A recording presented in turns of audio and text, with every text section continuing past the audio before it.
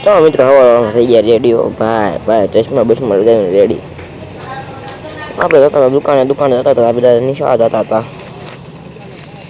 આપણે નિશાળ જવાનું તો રજા છે એટલે આપણે જઈ દુકાને જતા બાજરાનો લોટ લેવા મોકલ્યો હતો. બાજરાનો લોટ લીધો કાકા ઠેલો આપી દો મેં તારે મારેણામાં નથી આપતો. પછી તો ઘરે આવી મેગી ખાઈ દેવો ભાઈ. મેગી ખાઈ લીધી થોડીક પછી આ બધા બેગ ખાતા હતા મેગી તો અંદર.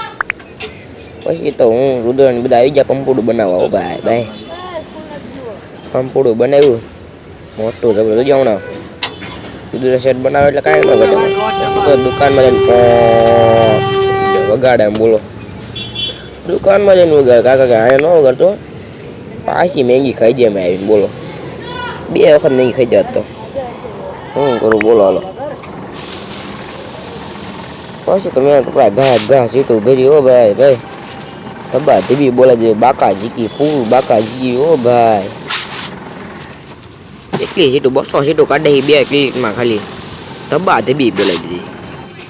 ઉપરા ઉપરી બાકા જીકી બોલાવી દીધી હો ભાઈ. પછી તો આપણે સીટું ભરીને આવી ગયા પતંગ ચગાવવા. પતંગ ચગાવવા આવી ગયા તો પતંગ ચગતી જઈએ હો ભાઈ. જેમ કે એક દિવસ પછી ક્લિયર છે. પછી તો હું કાઉ બધા આવી ગયા કોપડામાં આવી ગયો કાઉભાઈ કેમ આપણે બ્લોગમાં આવવાનું છે. શનિભાઈ તો આમ તો કૂતરા રમે કેવા માણસ હે કૂતરા રમે બોલો. તો મિત્રો શનિભાઈ કાઉભાઈ એ હા મારા બ્લોગમાં આવવાનું છે. કાઉભાઈ કે સબસ્ક્રાઇબ કરતા જો ભાઈ ભાઈ. હા ભાઈ કેટલા જાય શનિભાઈ કે જય ઠાકોર જય શ્રી રામ જય માતાજી. હવે આપણે ચેલેન્જ વાળા બ્લોગ લાવવાનું શરૂ કાઉભાઈ કે આપણે બ્લોગમાં આવી ગયા. હાલો ઘરે જઈએ.